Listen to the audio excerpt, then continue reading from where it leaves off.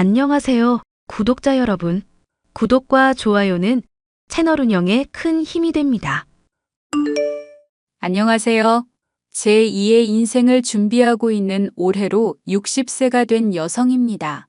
저는 평소에도 꾸준히 유튜브를 통해 여러 사연을 챙겨 듣고 있어요. 취미라고 할 정도로 사연 듣는 걸 좋아합니다. 60년 인생 살면서 모질고 힘들었던 시절, 다 견디며 정말 치열하게 살아왔다고 자부할 수 있는데요. 그도 그럴 것이 일찍이 남편을 여인 탓에 저를 위한 삶보다는 남은 가족들을 위해 헌신하며 살았습니다.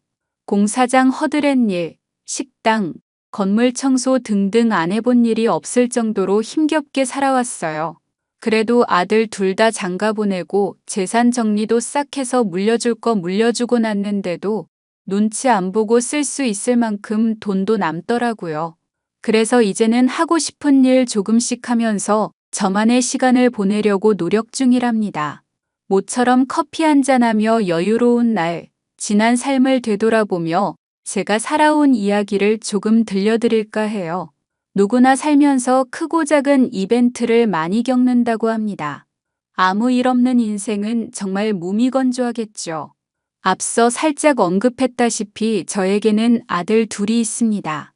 둘 다 너무 예쁘고 소중한 아이들이지만 아픈 손가락이 있어요. 바로 제 큰아들입니다. 어릴 적부터 참 속 많이 썩이고 여러모로 고생 많이 했죠. 오늘 제 사연에 등장하는 주된 인물이 바로 큰아들과 큰며느리랍니다. 몇 년 전 큰아들과 의절할 뻔했지만 마음먹고 큰 깨달음을 얻게 해준 일에 대해 말씀드려 볼까 해요. 부모와 자식은 서로에게 거울 같은 존재라고 하는데 이제라도 정신 차리고 잘 산다고 하니 지켜보는 게 답이겠죠. 그럼 사연 시작하겠습니다. 이야기는 5년 전으로 거슬러 올라가요. 이보게들, 오늘 저녁 집에서 먹는 거 잊지 않았지? 엄마가 너희들 좋아하는 갈비찜 해놨어. 우와, 정말? 역시 엄마밖에 없어. 나 오늘 일찍 퇴근하니까 얼른 갈게요. 아, 맞다. 오늘 집에서 저녁 먹는 날이지? 근데 어쩌나. 나 거래처 사람들이랑 회식이 있는데. 오늘 급하게 잡은 거니? 한 달에 한 번 같이 밥 먹는 날인데 아쉽네. 일이 중요하지 뭐. 어쩔 수 없구나. 다음에 보자 큰아들. 미안해요, 엄마. 다음 주에 중요한 계약이 있어서 오늘 접대하는 자리라. 오늘 저녁은 호성이랑 둘이 먹어요. 그래, 뭐 어쩔 수 없지. 그래도 우리 큰아들 마음 다잡고 직장 다니는 거 보면 이 엄마가 다 뿌듯해. 항상 응원하고 있는 거 알지? 알죠? 고맙게 생각하고 있어요. 호성아, 들어가면서 빈손으로 들어가지 말고 엄마 좋아하시는 거 사들고 가라. 커피랑 디저트도 사들고 가고. 걱정하지 마, 형. 내가 알아서 잘할게. 형은 일 잘 보고 와. 같이 못 봐서 아쉽지만 뭐 어쩌겠니. 아쉬운 대로 우리 둘이 식사하자꾸나. 아참 호진아.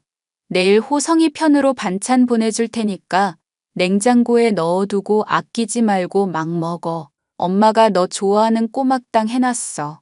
번거롭게. 호성아, 형 집 비밀번호 알지? 그거 치고 들어가서 냉장고에 넣어놔라. 내가 요즘 야근에 출장에 바빠서 집에 잘 없거든. 아무튼 오늘 미안해요, 엄마. 저는 서울에서 태어나고 자랐습니다. 부모님은 전남 화순이 고향이신데 서울로 올라와 작은 잡화 점을 운영하시며 살았어요. 지금은 많이 사라졌지만 시장에 한두 개쯤은 있던 정말 여러 가지를 모아놓고 파는 그런 가게요. 장사를 하셨음에도 불구하고 형편이 좋지 않았고 부모님을 포함한 저희 사남매는 간신히 끼니만 해결할 정도였습니다. 저도 꿈 많고 하고 싶은 것 많던 평범한 소녀였지만 가정 형편과 남은 동생들을 생각하면서 꿈을 잠시 접어둘 수밖에 없었답니다. 아버지가 돌아가시고 엄마마저 몸져 누우시자 더욱 극에 달했죠. 그런 와중에 공장에서 일하다 거래처 직원이었던 남편과 인연이 닿았고 23 꽃다운 나이에 결혼했습니다. 시댁도 형편이 좋은 건 아니었지만 그래도 남들 눈치 안 보고 살 수 있는 정도였고 좋은 사람인 것 같아 제가 의지를 많이 했어요. 그렇게 결혼하고 얼마 되지 않은 시점에 연년생으로 아들 둘 낳고 지내다 남편이 사고로 세상을 떠났습니다.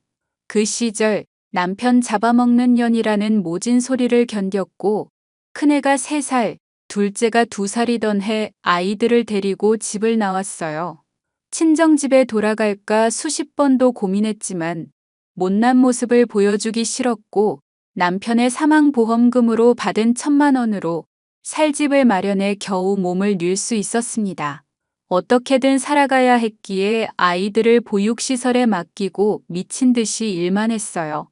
그렇게 10년을 꼬박 일하니 남들 눈치 안 보고 아이들 하고 싶은 거 시켜줄 수 있을 만큼의 여유 자금이 생기더군요. 마음 편히 눈치 안 보고 살 수 있는 방 3칸짜리 작은 빌라를 구매했고 그것을 전원주택까지 참 많은 발전을 했습니다. 아무튼 그렇게 힘든 세월 보내고 지금에 이르렀는데 제가 바라는 게 있다면 아이들이 좋은 가정 꾸려 행복하게 사는 거였죠. 엄마, 아주 바빠요? 아니다. 오늘 일 봐주는 집에 갔다가 점심 지나면 바로 나올 거야. 무슨 일 있니?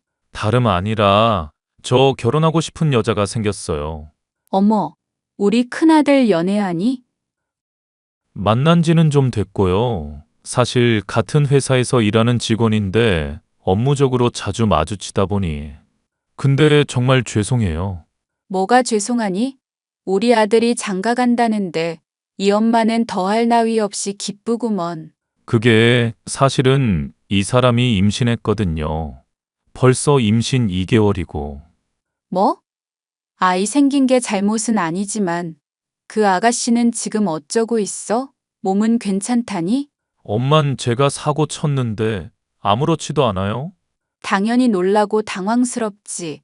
그런데 아이를 가진 게 욕먹을 일은 아니잖니? 내가 너희들한테 화내고 그러면 태어날 아이한테도 죄 짓는 거다. 둘이 사랑해서 생긴 아이인데 내가 뭐라 해. 엄마, 정말 죄송해요.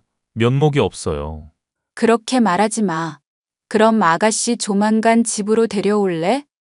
배 나오기 전에 결혼하든 애 낳고 결혼을 하든 이야기를 해야 할 것 같은데? 안 그래도 지난주 저 일한다고 했을 때 그때 인사드리고 왔어요. 최대한 빨리 결혼하라고 하셨는데 엄마한테 어떻게 이야기할지 고민하다가 이제야 말씀드려요. 아무렴 어떠니? 최대한 맞춰서 해줄 테니 일단 데리고 와. 좋아하는 음식 뭔지 물어보고. 다른 건 못 해줘도 따뜻한 밥 한 끼는 챙겨줘야지. 알았어요, 엄마. 조만간 일정 조율해서 한번 찾아뵐게요. 그렇게 평범한 나날을 보내던 와중 큰아들이 갑작스레 임신 소식을 전했습니다. 하루라도 빨리 제대로 된 가정을 꾸리길 원했던 저는 뜻밖의 소식에 잠시 당황하긴 했지만 내심 기쁘더군요. 큰아들이 어려서부터 워낙 사고를 많이 쳤던 터라 조금 더 안정된 삶을 살았으면 하는 바람이 있었거든요. 며느리는 정말 단아하고 예쁘장하게 생겼더군요. 목소리도 나긋나긋하고 똑 부러지는 성격이 마음에 들었습니다. 사돈댁과 상견례도 하고 본격적인 결혼 준비를 시작했어요. 배 나오기 전에 결혼식을 올려야 한다며 정말 정신없이 이것저것 준비하기 시작했습니다. 두 사람 다 직장이 김포여서 그 근처에 신혼집을 구해주기로 했어요. 나름 제일 좋다는 곳으로 구해주었습니다. 아이까지 생겼으니 정신 차리고 생활하겠지. 넉넉하게 여유자금까지 챙겨주며 행복하게 살길 빌었죠. 그렇게 주변의 많은 축하를 받으며 큰아들이 결혼했고 집안이 화목해지는 듯 했습니다. 배가 점점 불러오자 며느리는 회사를 그만두었고 아들이 외벌이를 시작했어요.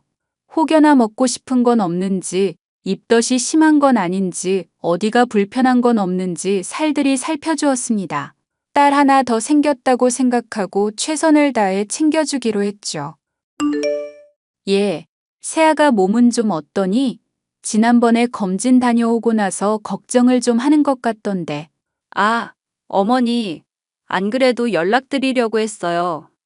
제가 빈혈 수치가 좀 높아서 철분제랑 영양제 맞고 하니 괜찮아졌어요. 아들이라 그런지 고기가 그렇게 당겨요.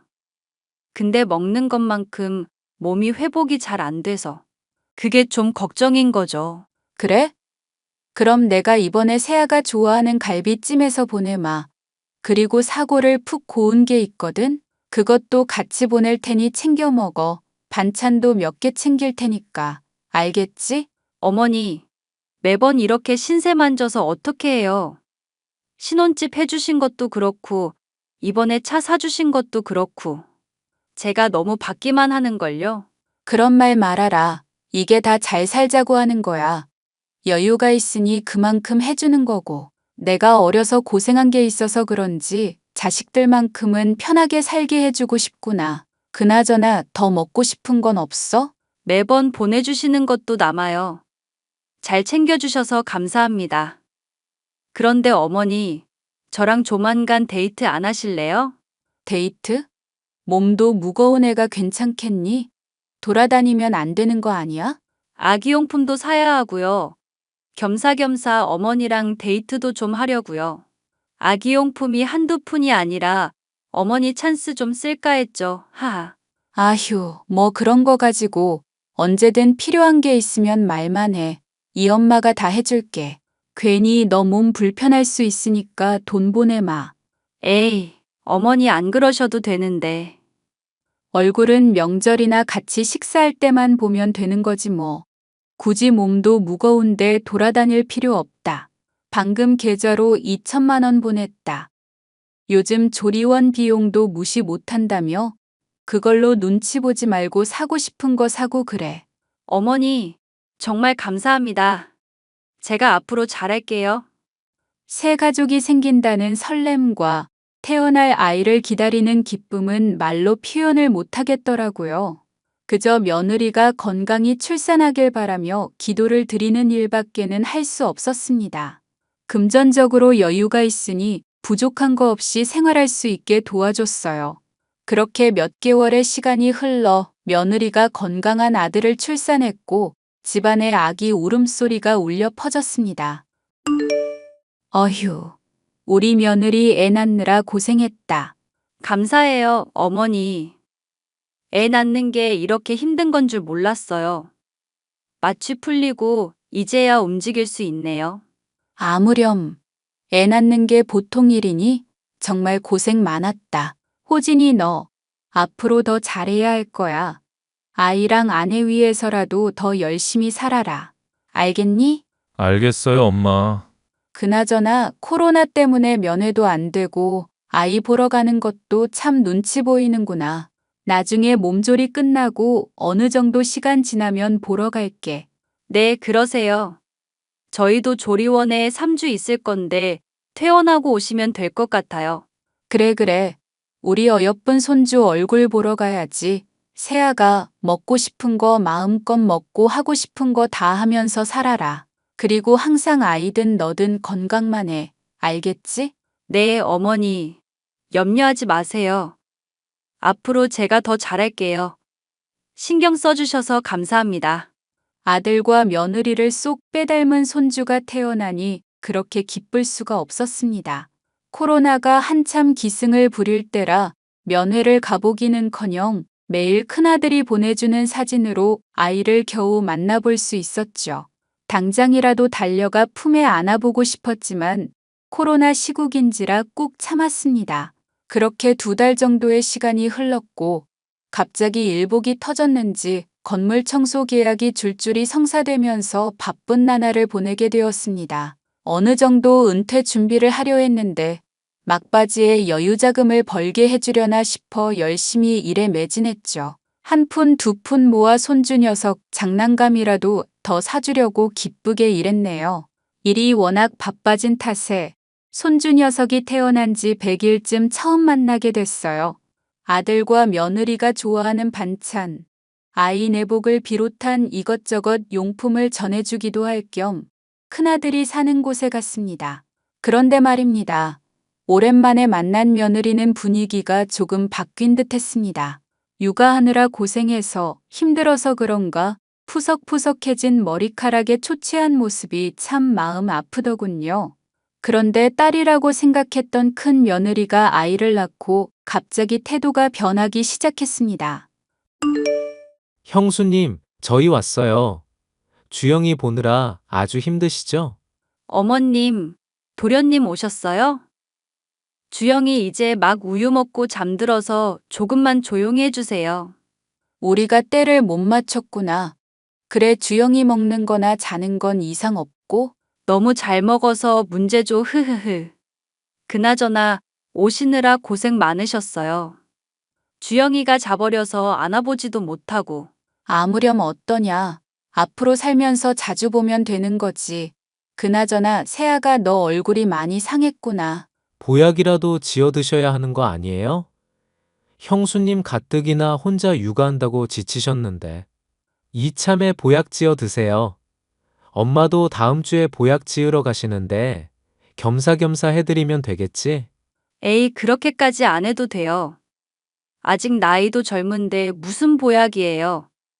그나저나 저 좀 쉬고 싶은데 어머니랑 도련님은 언제 가시게요? 아, 그러니? 우리는 아이 깨서 노는 거 보고 싶었는데. 아, 저 쉬고 싶어요.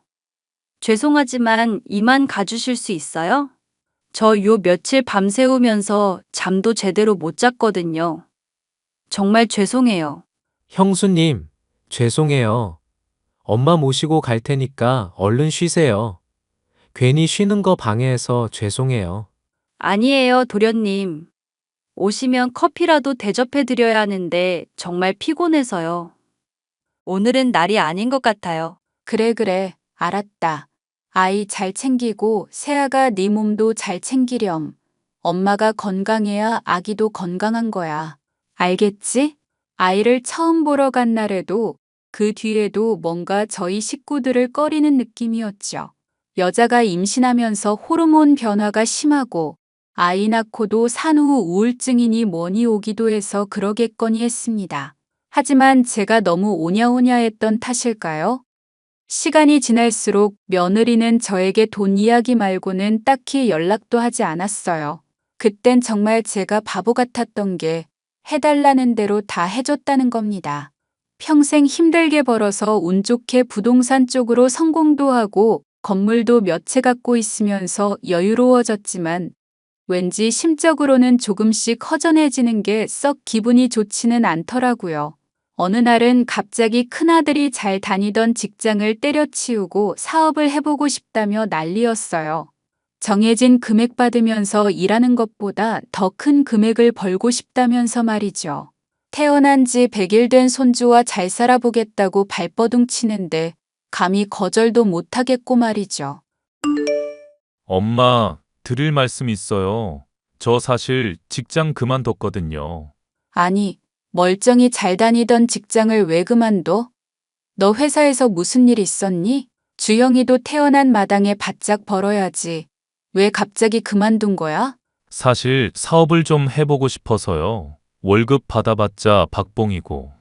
제가 할 수 있는 일이 뭐가 있을까 생각해봤는데 이 사람도 그렇고 카페를 해보면 어떨지 싶어요. 카페. 그거 아무나 하는 거 아니지 않니? 사업이라는 게 말이다.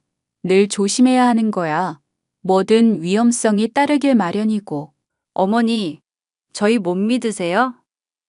주영이까지 태어난 마당에 저희도 어떻게든 잘 살아보려고 하는 거예요. 카페 사업을 하려고 하는 이유는 사람들이 밥은 잘 안 사 먹어도 커피는 사 마시잖아요. 그리고 제가 디저트를 좀 잘 만들어서요. 많이 생각해보고 결정한 거니? 사업하면 돈이 한두 푼 들어가는 것도 아니고 여유자금도 있어야 한다. 최악의 상황을 대비해야지. 엄마, 저 그렇게 못 믿어요? 사고만 치던 옛날에 그 윤호진 아니라고요. 널 못 믿는다는 게 아니라 요즘 코로나 때문에 시국인지라 자영업하는 사람들이 다 힘들다고 해서 하는 말이다. 지금 시기에 카페 차려봤자 중간 이윤이 얼마나 나올지도 모르는 일이고 너희들이 갓난아이 데리고 잘하려나 걱정되어서 그러지. 아이는 조금 일찍 어린이집 보내거나 베이비시터 부르면 되는 일이죠. 아무튼 저희 이번에 사업하고 싶으니까 죄송하지만 좀 보태주세요. 저희가 잘 되면 어머니도 좋은 거 아니에요? 고민하실 것도 없다고 봐요. 그러니 단도직입적으로 물으마. 얼마 보태주면 되겠니? 더도 말고 딱 5억만 해주세요. 나머진 저희가 대출을 받던지 알아서 할게요. 그렇게 큰아들 내외는 카페 사업을 한다며 이리저리 발벗고 다니기 시작했습니다. 한 달 정도 지켜봤는데 자리도 못 얻고 갈팡질팡하는 모습이 안쓰러워서 제 명의로 된 건물 1층에 세를 주기로 했어요. 사실 자식들은 제가 건물 여러 채 가졌는지 잘 모릅니다. 그냥 여윳돈만 좀 있는 줄 알거든요. 자주 거래하던 부동산 사장님과 입을 맞추고 다른 사람이 싼 값에 임대하는 것처럼 하고 큰아들 내외에게 1층 상가를 내주었습니다. 인테리어 공사도 하고 차근차근 진행되는 게 이대로만 하면 성공할 것 같더군요. 솔직히 제 건물 자리도 좋은 곳이라 장사가 잘 되는 곳으로 소문나고 있었거든요. 그렇게 큰아들 내외는 카페를 오픈했고 아이는 태어난 지 6개월 만에 어린이집에 다니게 되었습니다. 아, 그런데 말이죠. 어린이집에 다니니 자꾸 감기 걸려오고 병원도 자주 다니는 게 불안하더라고요. 마음 같아서는 제가 아이를 봐줄까도 싶었지만 본인들이 자처한 상황이니 나서지도 못하고 지켜봐야 했습니다. 답답하기도 하고 잘 해낼 수 있을까 싶은 불안감도 없지 않아 있었죠. 그러다 얼마 뒤 큰 며느리와 제가 갈등을 빚게 되는 사건이 발생합니다. 큰아들 내외가 카페 운영을 하고 나서부터 아무래도 사업에 집중하다 보니 아이가 뒷전이더라고요. 안 사돈이 아이를 가끔 봐주기도 했지만 교통사고를 당해 컨디션이 난조하다는 이유로 못 봐주겠다고 하더라고요. 큰아들은 저한테라도 맡기자는 주의였지만 왠지 며느리는 그건 절대 안 될 일이라며 선을 딱 그었습니다. 결국 아이는 어린이집에 맡겨졌고 갑자기 열이 난다는 전화를 받게 되었는데 두 사람이 연락이 안 닿으니 비상 연락망에 있던 제 연락처로 선생님이 전화했더라고요. 저는 급한 마음에 하던 일을 멈추고 아이를 데리러 갔고 동네 소아 청소년과 진료를 본 뒤 집으로 데리고 왔습니다. 호진아, 주영이 내가 데리고 있다. 어린이집에서 너희한테 계속 연락했는데 연락이 닿질 않아서 나한테 전화한 모양이야. 주형이가 열이 좀 많이 나서 병원에 데리고 갔다 왔다. 지금은 약 먹고 잠들었고 우리 집에 있으니까 걱정하지 말고 퇴근하고 오렴. 뭐라고요? 아, 나 핸드폰 고장나서 못 받았었거든요. 일단 알겠어요. 어머니, 주영이 어머니가 데리고 가셨어요? 응.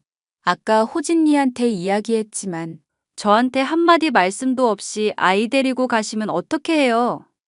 저 한참 찾았잖아요.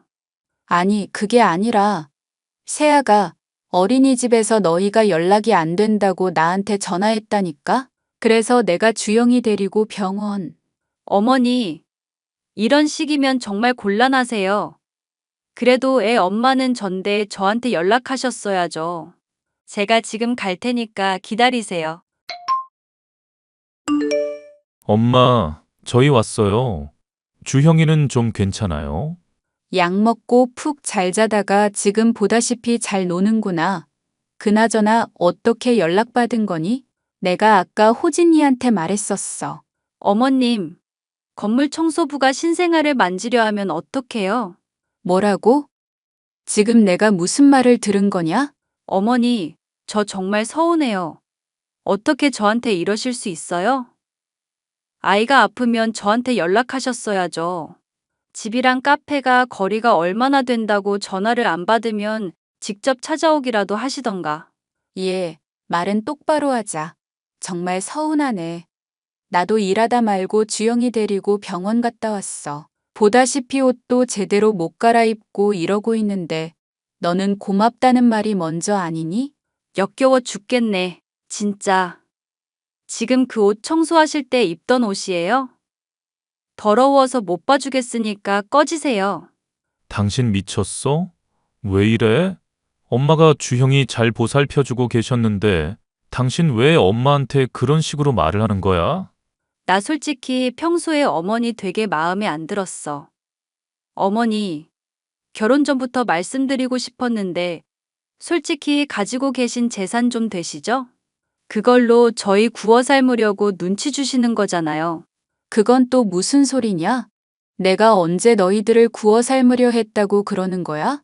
저희 신혼집 사주시면서 이 사람 한참 붙잡고 말씀하신 거 저 다 알아요. 물론 중간중간 용돈도 주시고 저 잘 챙겨주신 건 감사한데요. 그래도 이건 좀 아니죠. 나는 도대체 네가 무슨 말을 하는지 모르겠다. 알아듣게 이야기 좀 할래? 당신 왜 그래? 정말? 엄마가 당신한테 무슨 짓을 했다고 그래? 아니, 대놓고 우리한테 뭐라고 못하니까 아이 핑계로 이러쿵저러쿵 구워 삶으려고 하시는 거 아냐. 답답하구나. 내가 지금 못할 짓이라도 했다는 거니? 내가 너희들 지원해주고 이거 해라 저거 해라 요구한 적 있어? 그저 너희들 행복하게만 잘 살면 그만이라고 했는데 왜 그런 생각을 하는지 모르겠지만 어이가 없구나. 내가 정 그러면 나 안 보고 살면 그만이야. 걱정 안 끼치게 너희들끼리 잘 살라고. 아들 앞이라고 지금 불쌍한 척 하세요? 제가 하는 말 못 알아듣는 척 하지 마세요. 솔직히 저는 저 상황이 이해가 가질 않았습니다. 손주 녀석이 아프다는데 연락받고 가만히 있을 사람이 어딨어요? 당연히 병원 진료 보고 아이 데리고 일터로 갈 순 없으니 집으로 와 쉬게 해준 건데 이게 잘못입니까? 며느리는 말도 안 되는 억지를 부리며 저에게 실컷 떠들기 시작했습니다.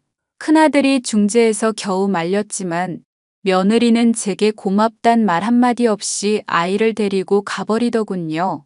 나중에 큰아들을 통해서 듣기로는 산후 우울증 증세도 있고 카페 사업까지 병행하니 여러모로 힘들었다는군요.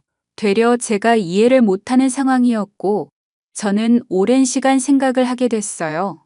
이런 대우를 받으려고 지금까지 살아온 게 아니니까요. 하지만 큰아들의 말에도 불구하고 날이 갈수록 며느리의 태도는 점점 과해지기 시작했습니다. 카페도 어느 정도 자리 잡고 본인들이 원하는 수준으로 마진도 챙기며 잘 살고 있었는데 저에게 유독 시비를 걸어오더군요. 혹여나 나이 먹고 제가 자신들 바짓가랑이라도 붙잡을 줄 알았는지 저를 완전 개무시하기 시작했습니다. 명절엔 봉투에 100만 원 담아주면서 온갖 생색이란 생색은 다 내고요. 하지만 큰아들도 중재하는 것도 한두 번이지 결국 자기 자식, 와이프 감싸느라 바빴어요. 이번에 카페 매출 좀 올랐다지? 처음에 우려하던 것과는 달리 잘해주는 것 같아서 마음이 놓이네. 그러게 뭐라고 했어요? 나 믿으라고 했죠? 어머니, 혹시 몰라서 말씀드리는데 저희 사업 잘 된 거 어머니 덕분이라는 소리 듣고 싶으신 거면 하지 마세요. 돈만 대주신 거지 결국 이뤄낸 건 저희잖아요. 그리고 저희 앞으로 많이 바빠질 거니까 기본적인 도리만 하고 살게요. 그건 또 무슨 소리냐? 내가 언제 너희들한테 뭘 바란다던? 안 그런 척 하지 마세요. 어머니도 결국 돈 가지고 자식들 쥐락펴락 하실 거면서 지금도 계속 이런 거 물어보시는 이유가 대충 금전적인 거 파악해서 받아내시려는 거 아니에요? 예. 너는 저번부터 왜 이렇게 날이 서 있니? 내가 너희들한테 돈 받을 생각이면 진작부터 받았지. 아, 그러세요? 그럼 카페 좀 찾아오지 마세요. 이왕 오실 거면 좀 꾸미고 오시던가요. 매일 일 끝나고 그 복장으로 오시면 카페 이미지도 흐려지고. 저희가 뭐가 돼요? 내 차림이 뭐가 어때서 그러냐? 남들이랑 똑같구먼. 내가 더러운 옷 입고 다니는 것도 아니고 너는 내가 건물 청소하는 일이 그렇게 보기 싫으니? 내가 너한테 뭐 구정물이라도 묻혀? 말을 왜 그렇게 하는 거냐? 아, 두 사람 왜 큰 소리야? 또 별것도 아닌 거로 왜 그래? 아니, 이참에 말 좀 해보거라. 너희들한테 뭘 그렇게 잘못했니? 내가 이것저것 따지는 사람이었으면 너희 애초에 결혼부터 안 시켰어. 신혼집이고 카페고 뭐고 아무것도 안 해줬다고. 근데 다른 거 안 바라고 너희들 행복하게 사는 거 그거 하나만 바랬다. 요즘 사정은 어떤지 좀 나아진 건지 물어보는 게 그게 그렇게 못할 짓이니? 솔직히 종종 일 끝나고 우리 집에 오셔서 주영이 보고 가시잖아요. 보모 이모님이 그러시는데 일 끝나고 안 씻고 오시죠? 그 손으로 우리 주영이 만지고. 그러니 애가 골골대죠. 뭐? 너 지금 주영이 아픈 게 다 내 탓이라는 거니? 그럼 어머니 탓이 아니고 누구 탓인데요? 우리 집안에서 더러운 사람이 어머니밖에 더 있어요? 더 이상 꼴도 보기 싫으니까 당장 나가세요. 돈으로 생색내실 거면 진작에 내셨어야지. 카페 이미지 떨어지니까 당장 나가세요. 미친, 그 말 후회하게 해줄게. 뭐 어쩔 건데? 어쩔 건데요?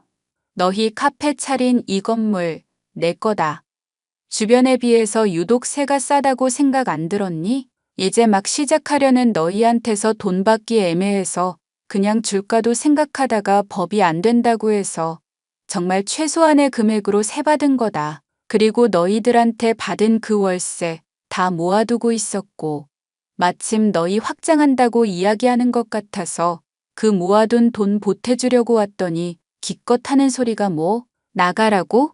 엄마, 이 건물이 엄마 거라고. 참나. 거짓말하지 마세요. 자존심도 어디서 그런 자존심을. 증거 있어요? 어차피 내 말은 안 믿을 거니 이 앞에 행복 부동산 사장님 찾아가서 물어봐라. 그 사람한테 내 이름만 대도 알 거다. 너희가 날 이렇게 원하지 않으니 다시는 찾아오지 않으마.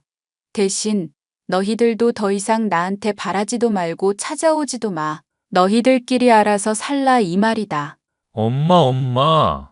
당신은 가만히 있어. 어머니, 저거 괜히 붙잡아 달라고 허세 부리시는 거야. 저는 기가 막힌 상황에 그 자리를 박차고 나와버렸습니다. 그리고 다음 날 월세를 기존보다 300만 원 더 올려받을 거라며 통보했고 대신 내주던 공과금 알아서 내라고 손 놔버렸어요.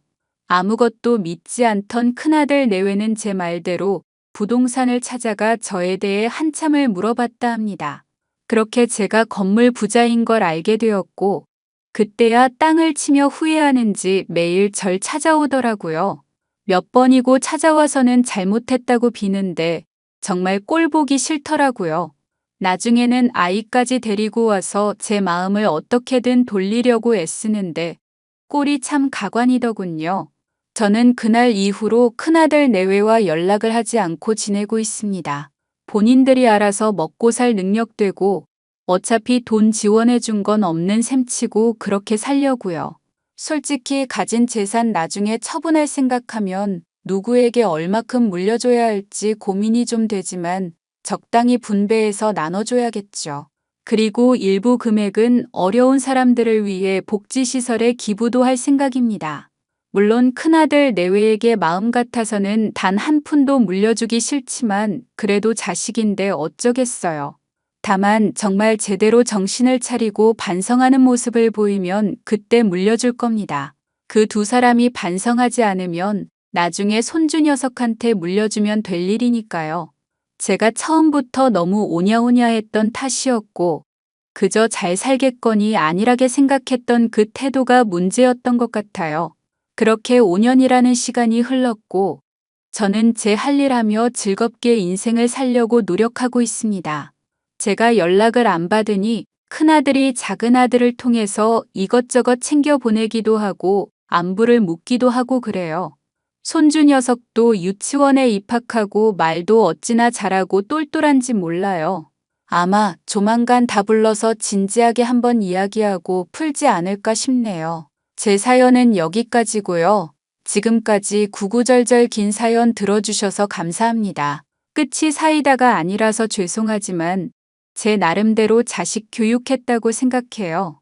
5년 동안 아무 지원 없이 본인들 노력으로 모든 걸 다 해결하며 살았으니 얼마나 중요한지도 알았겠죠. 그럼 전 이만 물러가겠습니다.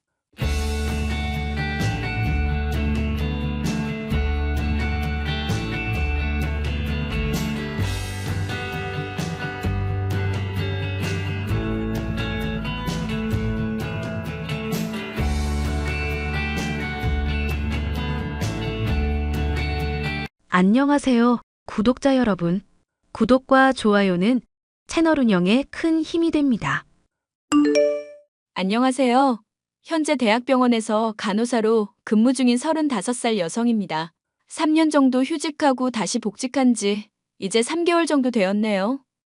원래는 1년 정도 예정되었던 휴직이지만 이것저것 공부도 해보고 취미도 즐겨보느라 복직이 조금 늦었습니다. 남들은 아이 낳고 육아하느라 휴직하는데 저는 좀 예외예요. 자세한 이야기는 사연을 읽다 보면 아시게 될 겁니다. 사실 저는 6개월 이혼을 경험한 돌싱이에요.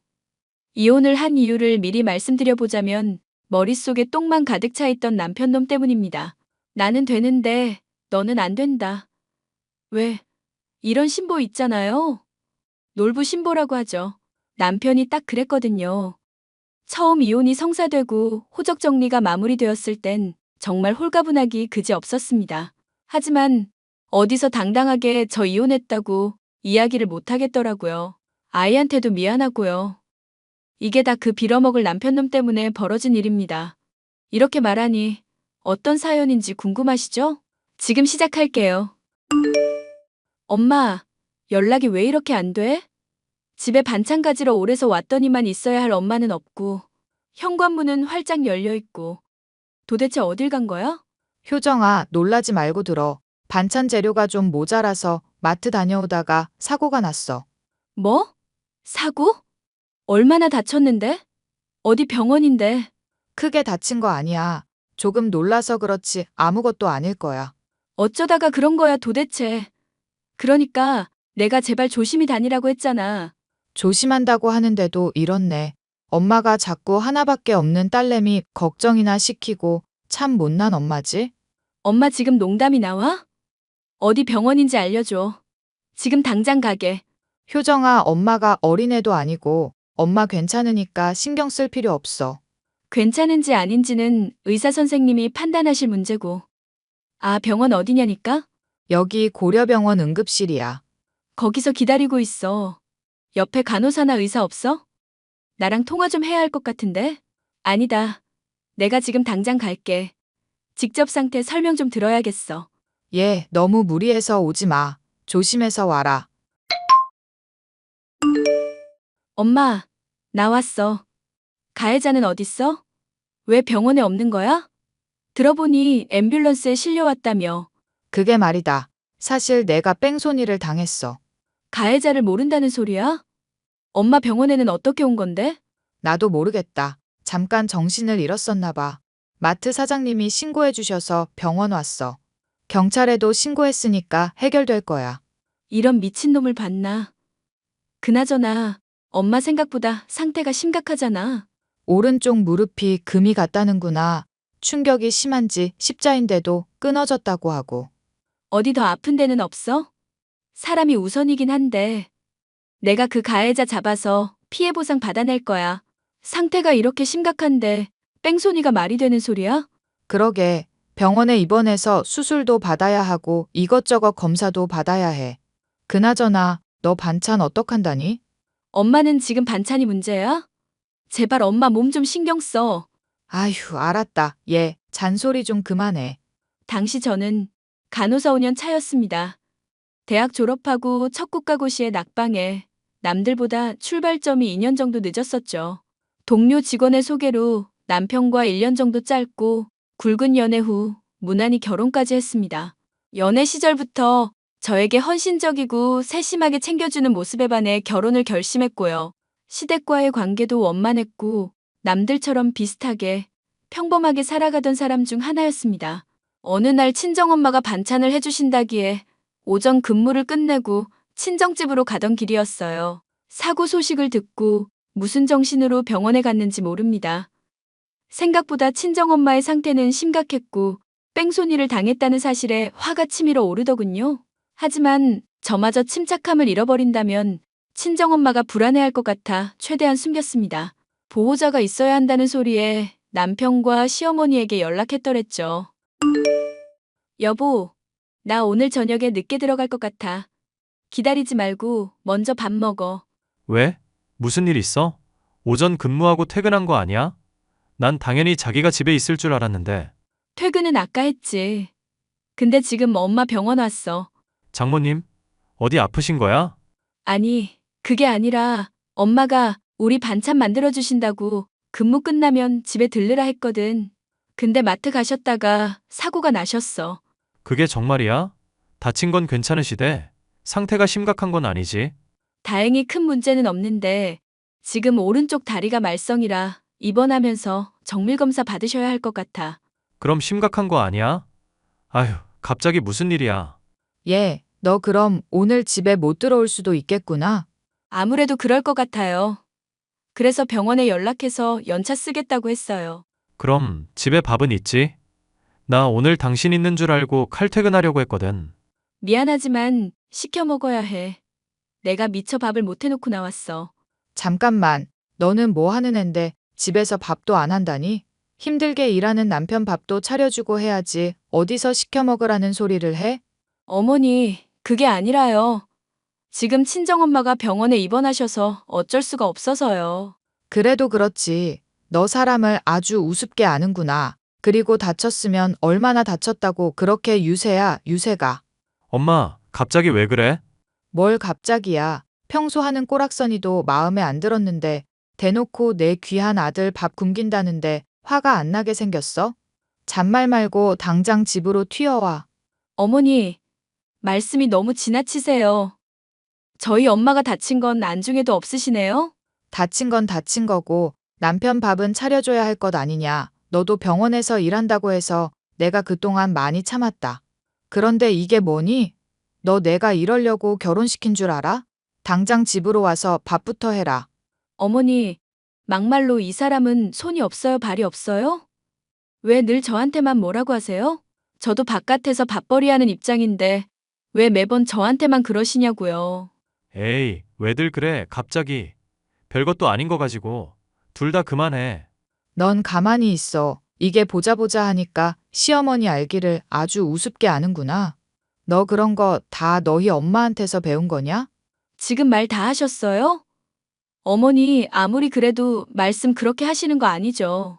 아무튼 저 엄마 간병해야 하니까 그런 줄 아세요. 이 말하는 뽐새 봐라. 내가 너 같은 며느리를 들이는 게 아니었어. 이래서 집안에 여자를 잘 들여야 하는 건데. 너 앞으로 반성하기 전까진 집에 올 생각 마라. 엄마 정말 왜 그래? 자기야, 가서 일 봐. 나중에 연락해. 저희 부부는 결혼 2년 차, 신혼이라면 신혼이라고 불리던 시기였습니다. 하지만 서로 하는 일도 다르고 생활 패턴이 다르다 보니 여느 부부처럼 다툼도 많이 하고 무난한 관계를 유지했었죠. 시댁과의 사이도 나쁘지 않았습니다. 하지만 어느 순간부터였는지는 모르겠습니다만 시어머니는 저를 마음에 들어 하지 않으셨어요. 아들 내조만 하길 바라셨는지 제가 일하는 걸 무지 싫어하셨습니다. 친정엄마는 수술도 받으시고 오랜 병원 생활을 이어나가셨고 돌봐줄 사람이 필요한 상황이었고요. 굳이 휴직하면서까지 돌봐야 하냐는 남편과 시어머니의 말을 뒤로하고 저는 보란 듯이 휴직을 선택했습니다. 저도 한참 힘들었던 시기였고 친정엄마와 함께하면서 마음의 여유를 되찾고 싶기도 했거든요. 그렇게 1년여의 세월이 흘렀고 점점 무뎌지던 찰나 남편의 태도가 조금씩 달라지기 시작했습니다.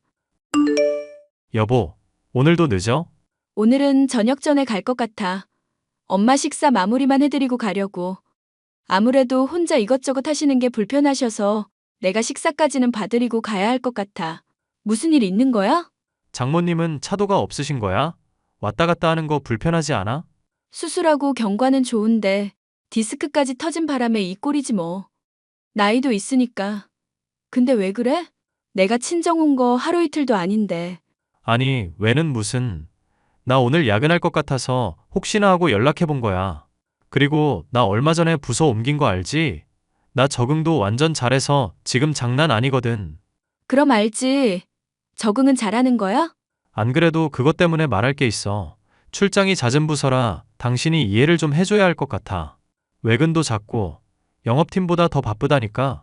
회사에서 일은 나 혼자 다 하는 것 같아. 회사 일이니 어쩔 수 없지 뭐.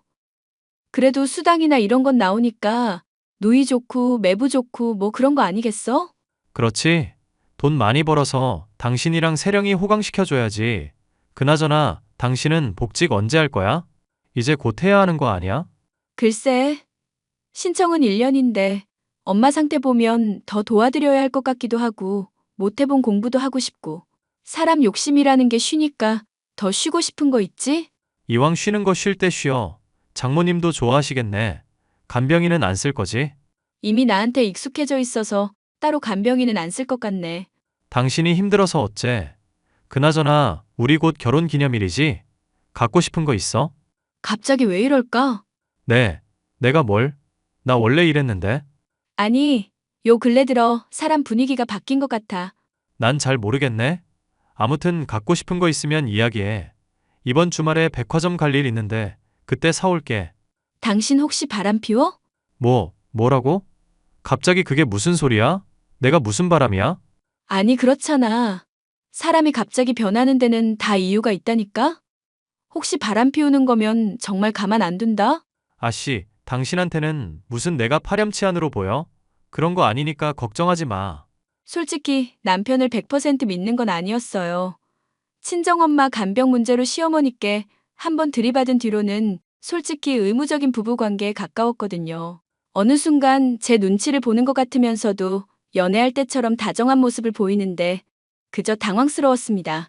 좋은 게 좋은 거라고 남편의 태도가 싫지만은 않았는지 예전처럼 잘 지내보려 노력했고 아이도 생겼어요.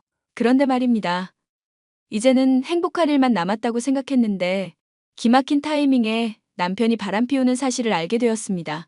사실 친구에게 남편과 요즘 사이가 좋아졌다고 하니 우스갯소리로 바람 피우는 거 아니냐고 그러더라고요. 아니겠지라고 생각하는데 혹시나 해 남편이 잠든 틈을 타 휴대전화를 몰래 보는데 사랑을 갈구하는 메시지가 난무하더군요. 내연녀로 보이는 듯한 여자는 계속 자신의 사진을 보내며 온갖 음담패설을 일삼았고 호칭은 오빠였죠. 정황상 따로 만나는 오피스텔이 있는 듯했고 둘이 만난 지도 1년이 넘은 것 같았습니다. 기막힌 사실에 화가 나는 것도 잠시 아이가 눈에 밟히더군요. 결국 저는 당분간 혼자 알고 있기로 했습니다. 바람이야 잠깐 스쳐 지나가기도 하는 거니까요. 여보, 나 이번 달부터 세령이 어린이집 보내려고. 뭐? 이제 5개월 된 어린애를 벌써 어린이집에 보낸다고? 엄마도 간병해야 하고 상황이 이래저래 안 좋잖아. 갑자기 간병인을 쓰는 것도 좀 그렇고. 아니, 그래도 그렇지. 당신은 세령이보다 장모님이 더 중요해? 세령이는 보살펴줄 수 있는 사람이 있는데 우리 엄마는 없잖아.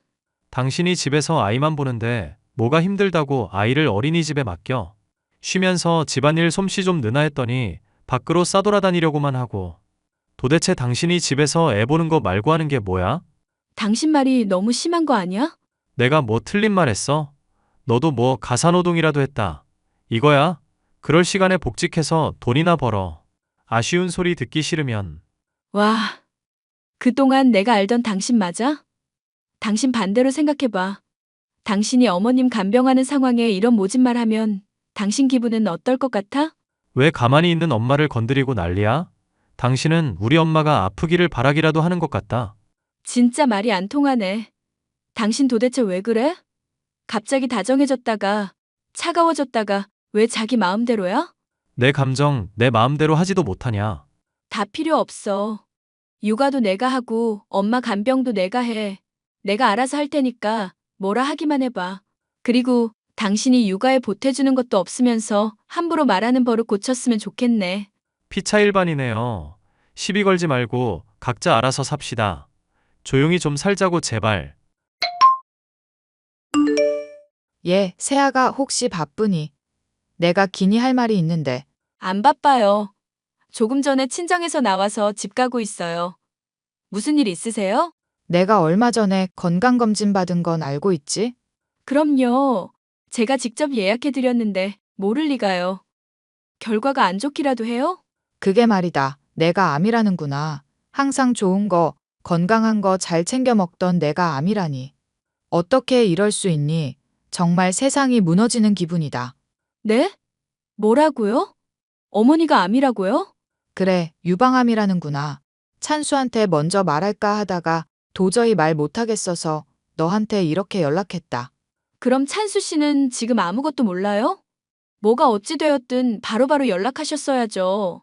병원 가서 검사랑 치료 받으셔야 하고요. 원래 아프면 가족 도움 받아야 하는 거예요.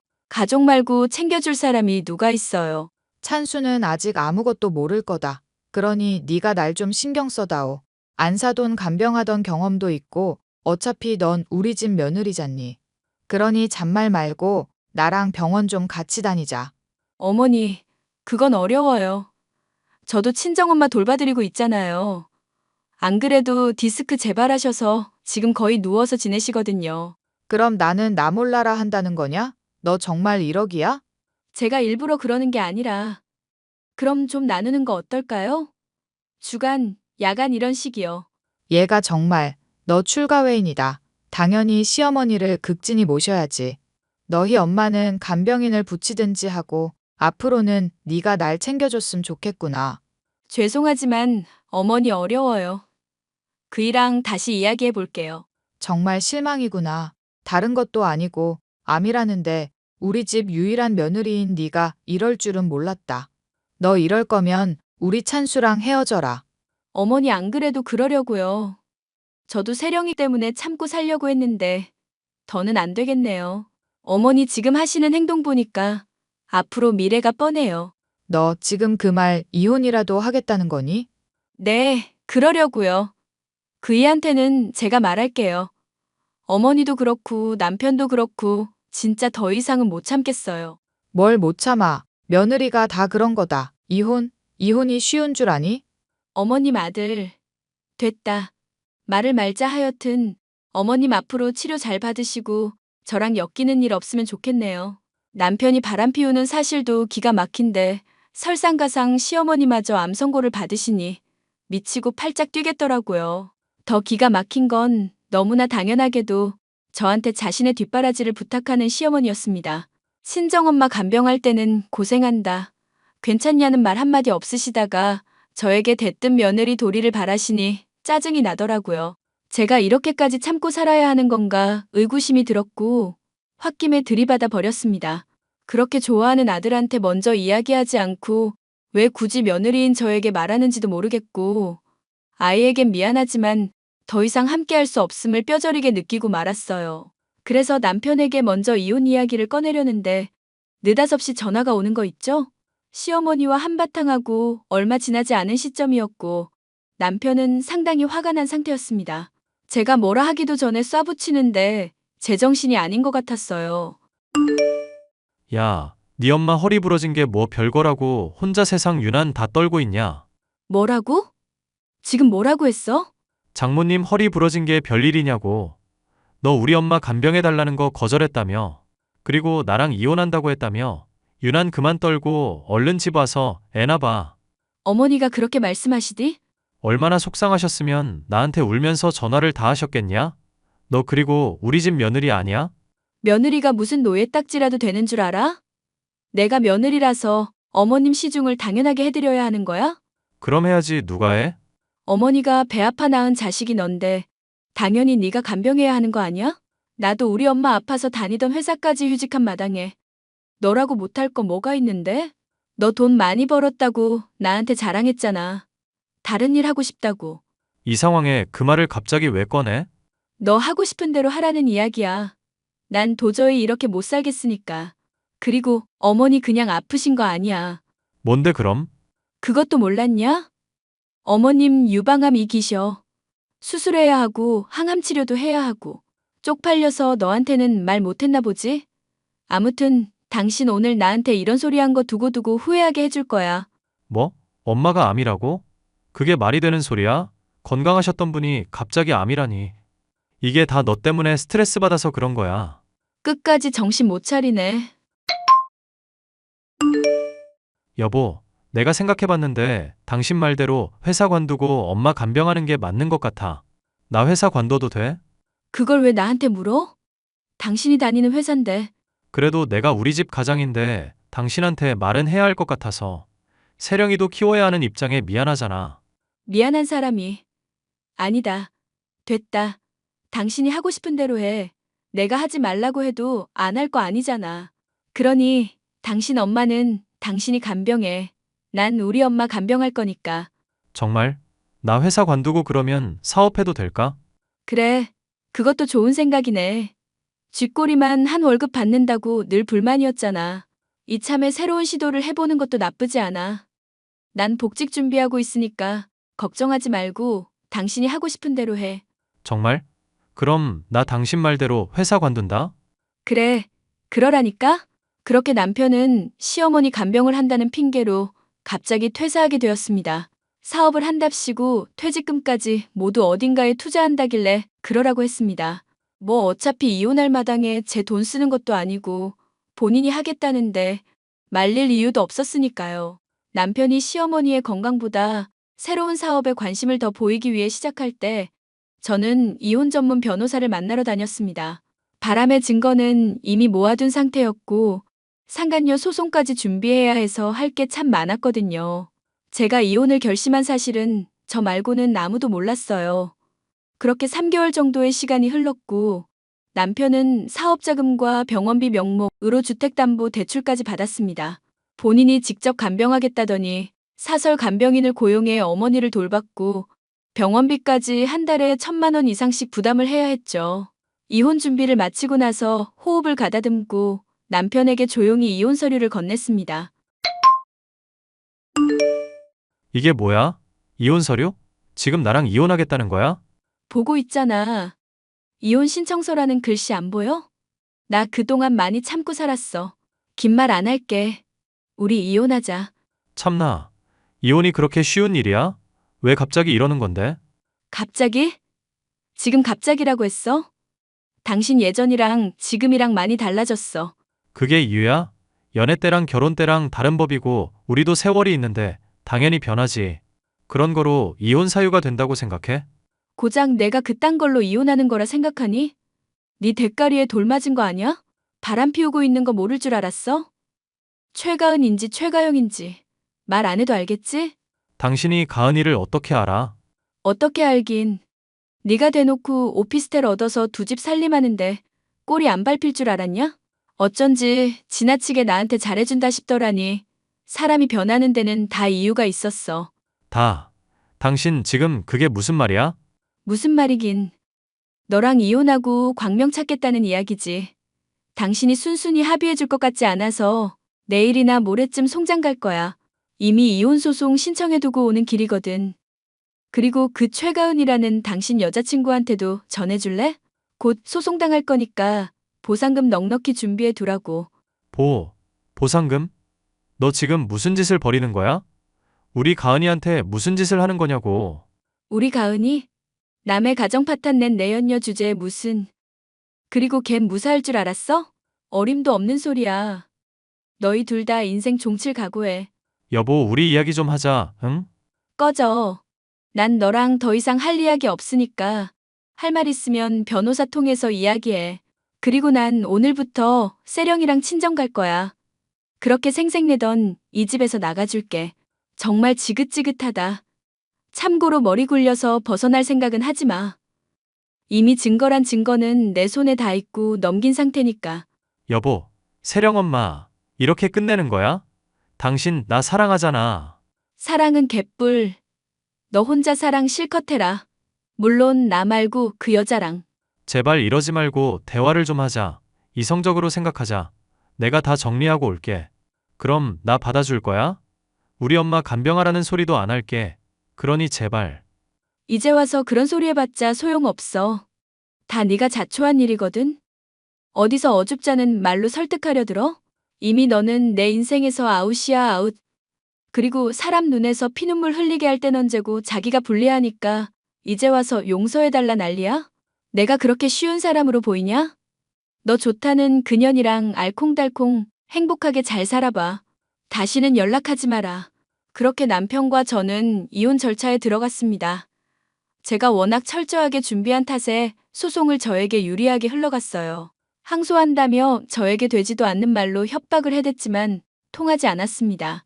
상간녀 소송도 잘 마무리되었고 위자료와 피해보상금으로 얼마 되지는 않지만 7천만 원 정도 받았네요. 상간녀는 똥은 더러워서 피한다며 남편과 이별을 택하고 잠수를 타버렸고요. 버림받은 남편은 그때야 제정신이 들었는지 친정집에 매일 같이 찾아와 울며불며 빌기 시작했습니다. 아무리 설득해도 제가 대꾸도 하지 않으니 눈물쇼를 하더군요.